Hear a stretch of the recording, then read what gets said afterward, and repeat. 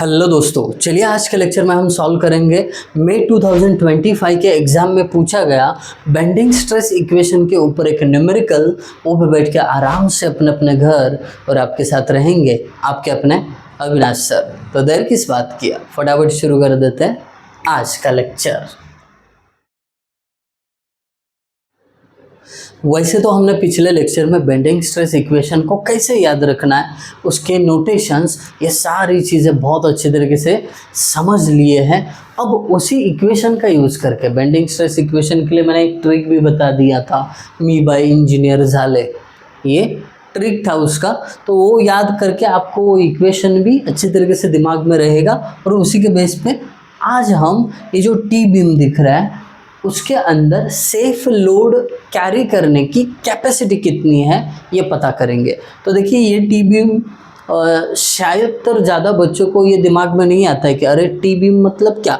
Beam तो ऐसा देखा हुआ है सबने, है ना, रेक्टेंगुलर सेक्शन ऐसा छत के ऊपर देखोगे तो भी आपको पता अच्छा ये बीम है, तो आपको समझ में आता है ये इतना ही बीम। बट आपको ये नहीं पता है, बट शायद उस नज़रिए से आपने नहीं देखा होगा, उसके ऊपर का भी स्लैब आपने कंसिडर किया, ठीक है।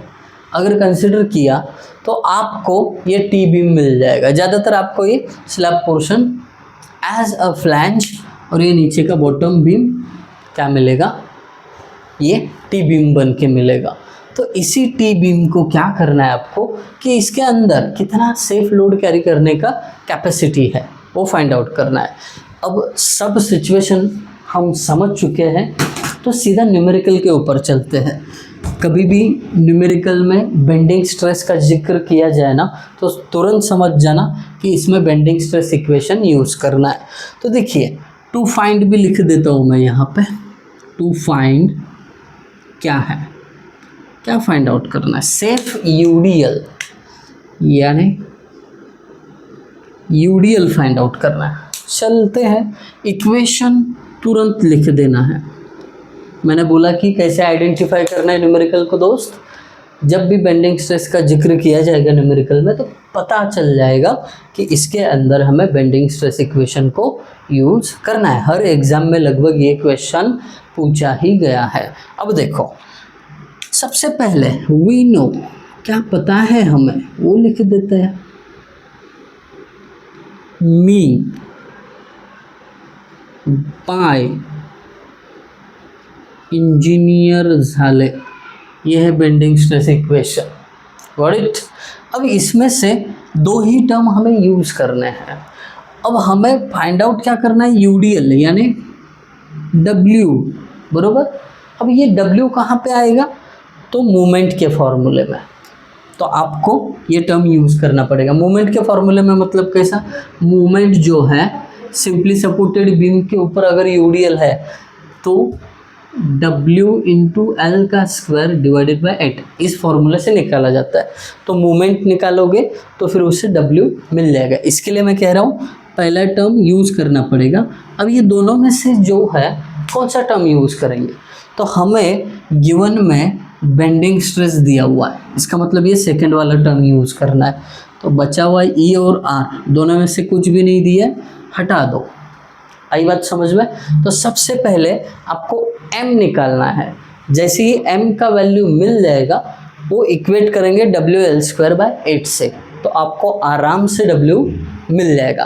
प्रोसेस बहुत सिंपल है दोस्त, बस लेक्चर के स्टार्ट से लेके एंड तक बने रहना होगा। देखिए मैं क्या कर रहा हूँ, m is equal to sigma b upon y, ये i को उधर भेजा मतलब m का वैल्यू मिलेगा।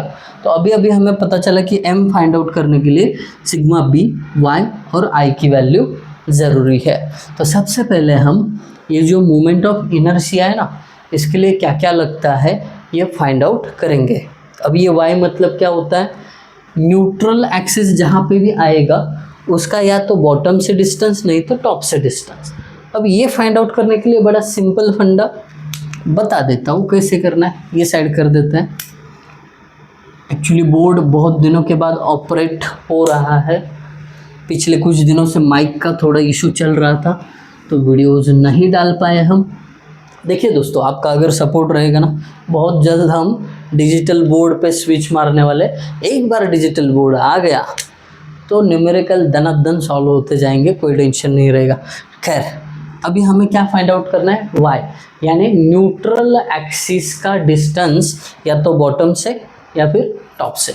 अब न्यूट्रल एक्सिस फाइंड आउट करने की कला आपको पता है कैसे करते हैं। उसके लिए ना एक सिंपल फंडा, टेबल बनाते हैं। पार्ट कौन सा है, उसका एरिया यानी AI, और फिर उसके बाद उसका उस पार्ट का सेंट्रॉइडल डिस्टेंस, और आखिरी टेबल में AI इंटू YI। समझ जाओगे ये मैं क्या कर रहा हूँ, एक बार कैलकुलेशन शुरू कर दूँ ना तो फिर समझ जाओगे।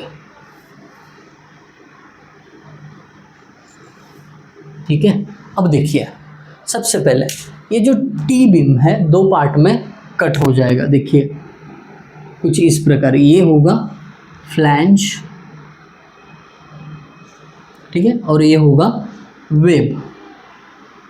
ऐसा दो पार्ट में डिवाइड होगा।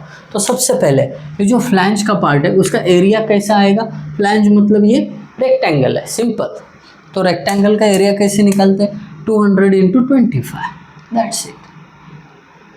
200 इंटू 25 कितना हो जाएगा, 25 टू जा 50, और ये बचे हुए 2 0, बात खत्म। पहला एरिया निकल गया। फिर उसके बाद दूसरा वेब का एरिया, मतलब यहाँ पे 35 इंटू 210, ये कैल्शियम में करना पड़ेगा, हर जगह पे ओरल कैलकुलेशन पॉसिबल नहीं है। 7350 यहाँ पे, और चलिए कैलकुलेशन करके बताता हूँ। 35 इंटू 210, 7350 था, हाँ बरोबर, 7350। तो फ्लैंज और वेब दोनों का एरिया मिल गया। अब देखिए ये YI मतलब क्या है, फ्लैंज की बात करूँ तो ये जो सेंटर है फ्लैंज का, उसका डिस्टेंस फ्रॉम बॉटम कैसे निकलेगा, देखो यहाँ से यहाँ तक, मतलब फ्लैंज की बॉटम तक 210 है, बट वहाँ से भी हमें क्या जाना है, ऊपर जाना है। तो कैसे निकलेगा, पहला 210 प्लस 25 का आधा, 25 डिवाइडेड बाय 2। एक्चुअली इसको थोड़ा सा नीचे लिखते हैं वेब को, ताकि कैलकुलेशन सही सही बैठे। 7350, ठीक है। अब ये कैलकुलेट करेंगे तो फ्लैंज का सेंट्रॉइडल डिस्टेंस फ्रॉम बॉटम मिलेगा। देखिए 210 प्लस 12.5, ये आया 222.5, 222.5, दैट्स इट, हो गया। अब ये वेब का डिस्टेंस फ्रॉम बॉटम, वेब का सेंटर फ्रॉम बॉटम, ये डिस्टेंस फाइंड आउट करना है। कितना होगा, ये पूरा 210 है, उसका हाफ 210, उसका हाफ मतलब 105, दैट्स इट। अभी देखिए, अभी करना क्या है, AI इंटू YI, आंसर इधर।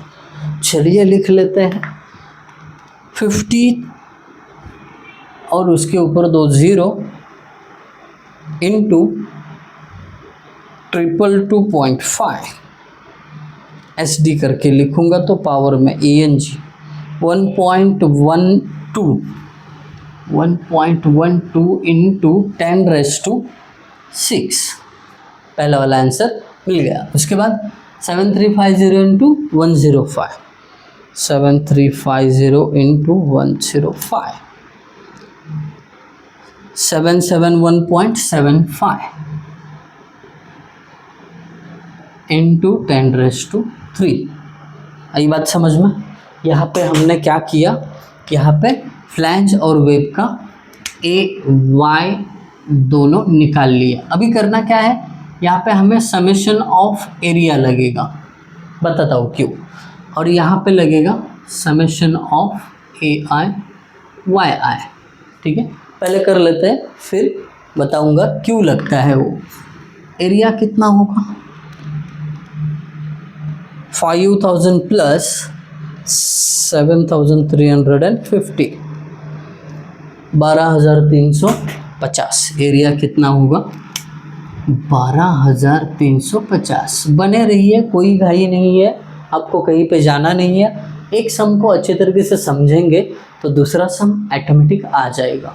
अब इसका भी एडिशन कर लेते हैं।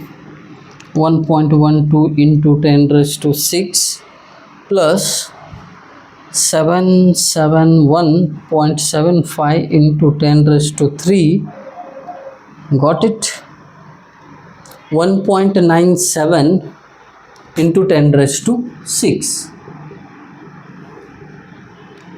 10⁻6 दैट्स इट। अब आप मुझे पूछो कि सर समेशन ए और समेशन ए आई वाई आई क्यों निकला। क्योंकि दोस्त अभी हम निकालने वाले हैं वाई बार फ्रॉम बॉटम, या इसको वाई टी भी बोल सकते हैं, वाई टी है ना। बॉटम से डिस्टेंस लिया है, आप सभी को पता है बीम को अगर ऊपर से लोड लग रहा है तो नीचे वाला पोर्शन जो है टेंशन में रहता है और ऊपर वाला कॉम्प्रेशन में, इसीलिए distance of tensile zone from neutral axis ऐसा आएगा। कितना है, इसका फॉर्मूला है summation A I Y I divided by summation A. इतना सिंपल है। अभी क्या करना है 1.97 इंटू 10⁻6 डिवाइडेड बाय 12350 आपको मिलेगा वाई बार। इतना इजी है, कितना जितना आप सोचते हो उतना ही। चलिए 1.97, शायद आपको लगेगा कि ये बहुत इजी है बट इसके लिए प्रैक्टिस की बहुत ज़रूरत होती है। 159.51 mm, ठीक है। अब ये जो रफ किए थे सब कैलकुलेशंस हटा रहा हूँ मैं, है ना, इसको हटा देता हूँ। अब एक चीज़ यहाँ पे मार्क करनी पड़ेगी, कौन सी, देखिए ये जो मिला है 159.51 ये क्या है, बॉटम से न्यूट्रल एक्सिस का डिस्टेंस। तो यहाँ पे न्यूट्रल एक्सिस मार्क कर देते हैं और इसका डिस्टेंस फ्रॉम बॉटम कितना है, इसको वाई बार बोलता हूँ, वाई बार टी, है ना, या वाई टी बोलते हैं कई लोग, तो नोटेशन के लिए कंफ्यूज होने की ज़रूरत नहीं है। हो गया, हमारे पास जो वाई निकालना था वो मिल गया, बचा केवल आई है। ये आई मतलब क्या रे बाबा, moment of inertia about horizontal axis X X. कैसे निकलते हैं, ये निकालने के लिए आपको यूज़ करना पड़ेगा पैरेलल एक्सिस थ्योरम। अब ये पैरेलल एक्सिस थ्योरम क्या है ये पहले समझाता हूँ। देखिए ये जो आपका टी सेक्शन है आपके हॉरिजॉन्टल एक्सिस के अबाउट सिमेट्रिक नहीं है। मतलब अगर मैं हॉरिजॉन्टल एक्सिस पे इसको फोल्ड करूँ तो नीचे का पोर्शन ऊपर के पोर्शन पे एग्जैक्टली मैच नहीं होता। इसका मतलब मोमेंट ऑफ इनर्शिया नीचे के पोर्शन में और ऊपर के पोर्शन में अलग होगा।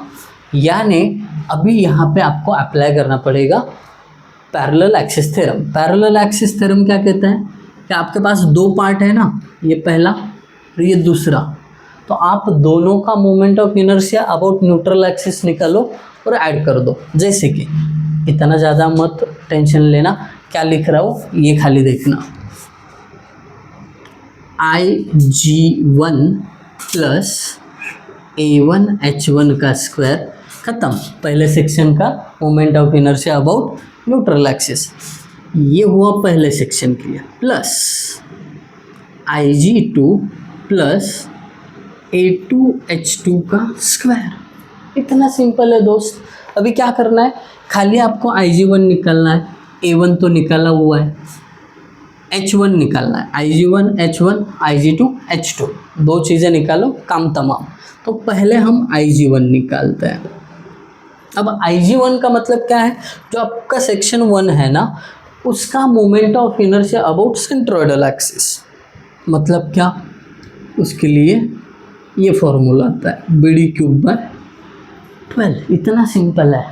अब यहाँ पे पहले सेक्शन की बात करूँ तो हॉरिजॉन्टल डिस्टेंस B कितना है 200 इंटू उसका डेप्थ कितना है पहले सेक्शन का 25, इसका क्यूब डिवाइडेड बाय 12, करो कैलकुलेशन, Ig1 मिल जाएगा। बड़े आराम से इसलिए बता रहा हूँ कि कभी आपको ये बोझ ना लगे कि अरे ये फटाफट हो गया, क्या हुआ होगा इसमें, तो आपको समझने का समय भी दे रहा हूँ।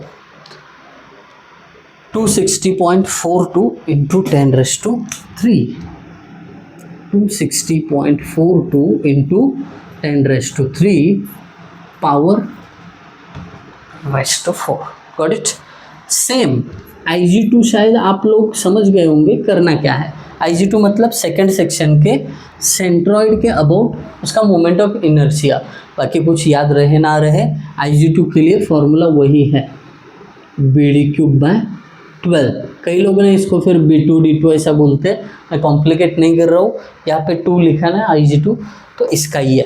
अब डायमेंशन पुट करते समय बड़ा सतर्क रहना पड़ेगा। B मतलब हॉरिजॉन्टल डिस्टेंस होता है, ये चीज़ में घपला नहीं करने का। B हॉरिजॉन्टल कितना है 35, D डेप्थ कितना है 210, इसका क्यूब डिवाइडेड बाय 12, बाकी सब आसान है, बाकी आपके बाएं हाथ का खेल है। 35 इंटू 210 इसका क्यूब डिवाइडेड बाय 12, ENG 27.01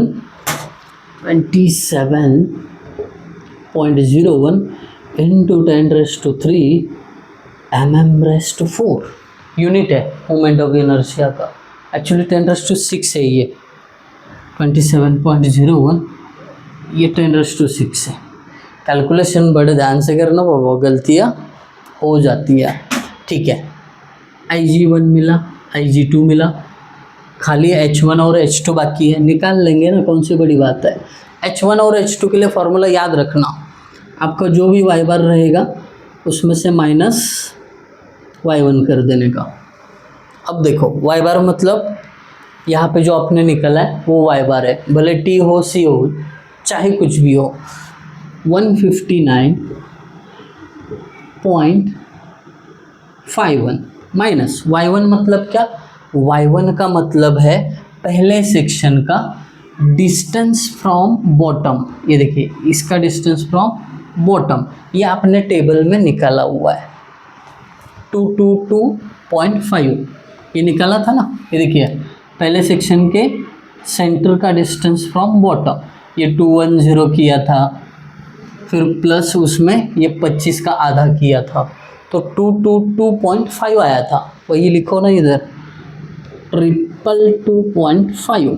अब मैं जानता हूँ आंसर माइनस में आने वाला है, ये देखो 159.51 माइनस 222.5 62.99 यानी 63 माइनस 62.99, पर डिस्टेंस कभी भी माइनस में नहीं होता है, तो इसको क्या करेंगे प्लस 62.99 मतलब 63 mm ले लो ना भाई, कौन सी गरीबी की बात है, ले लो फटाफट उसको वहाँ पे।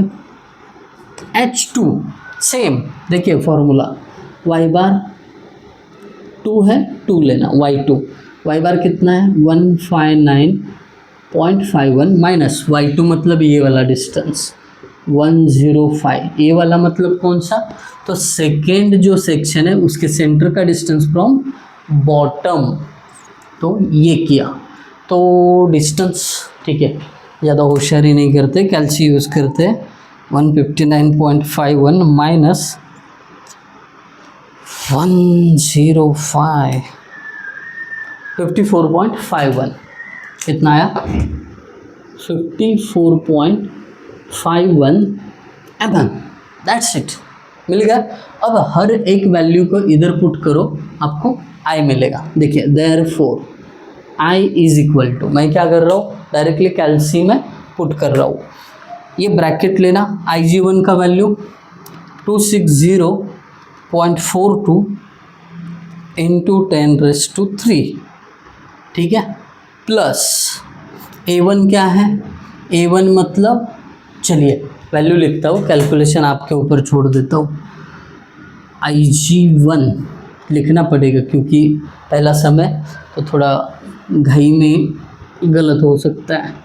260.42 इंटू 10⁻³ प्लस A1 मतलब फ्लैंज का एरिया कितना है 5000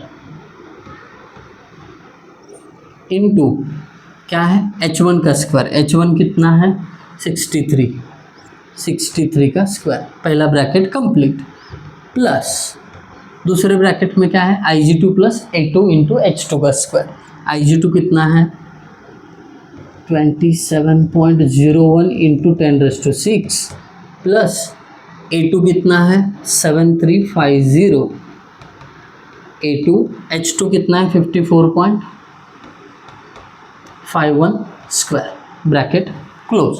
इनका कैलकुलेशन कर देना है। पहले तो मैंने ये वैल्यू 216.42 इंटू 10⁻³ फिर 5000 इंटू 63 का स्क्वायर ब्रैकेट क्लोज प्लस दूसरे ब्रैकेट में 27.01 इंटू 10⁻6 प्लस A2 7350 इंटू 54.51 का square bracket close is equal to 68.95 into 10⁻6, therefore 68.95 into 10⁻6 mm⁻4। खुश, आई का भी वैल्यू मिल गया। अब देखिए आपको क्या करना है, इस आई का वैल्यू वाई का वैल्यू इस इक्वेशन में पुट कर देना है। तो यहाँ पे m का आंसर मिलेगा, m इज इक्वल टू, अब ये जो सिग्मा b है, सिग्मा b का वैल्यू पता है आपको 195, वेरी गुड, अपॉन y कितना है 159.51 इंटू आई का वैल्यू अभी निकला है 68.95 इंटू 10⁻6, देयरफॉर मूवमेंट का आंसर निकाल लेते हैं ना दोस्त। थोड़ा सा बना रहिए, संयम की ज़रूरत है। मैं जानता हूँ वीडियो जैसे लेंदे होते हैं ना तो चंचल है हमारे दोस्त, थोड़ा इधर उधर भागने की कोशिश करते हैं, मत करो, ये कैलकुलेशन बस करो 10⁻6। तो ये हमें मोमेंट मिला 84.29 इंटू 10⁻6, 84.29 बोला, हाँ 29 इंटू 10⁻6। इसका यूनिट क्या रहेगा, देखिए इसका यूनिट बता दीजिए। ये था न्यूटन में और ये mm में, तो यूनिट फोर्स न्यूटन में, डिस्टेंस mm में, न्यूटन mm हो गया। अगर इसको आपको किलो न्यूटन मीटर में लिखना है तो 10⁻6 का पावर गायब करना पड़ेगा। थोड़ा सा इधर लिखता हूँ मैं, ठीक है। अगर किलो न्यूटन मीटर में लिखना है तो क्या हो जाएगा, ये देखिए 84.29, ये 10⁻6 में से 3 पावर न्यूटन का किलो न्यूटन करने में और बचा हुआ 3 mm का मीटर करने में चली जाएगी। Got it. अब यहाँ पे अपना फाइनल आंसर नहीं मिला है, एक स्टेप खाली और करनी है। देखिए असल में मूवमेंट मतलब क्या होता है, लेक्चर की शुरुआत में मैंने बता दिया था, WL²/8 बराबर। तो अब m पता है, आप किलो न्यूटन मीटर में पुट कर रहे हो, चलिए करते हैं 84.29, तो इधर भी सब कुछ किलो न्यूटन मीटर में ही होना चाहिए। W तो नहीं पता है, एज इट इज़ रखो।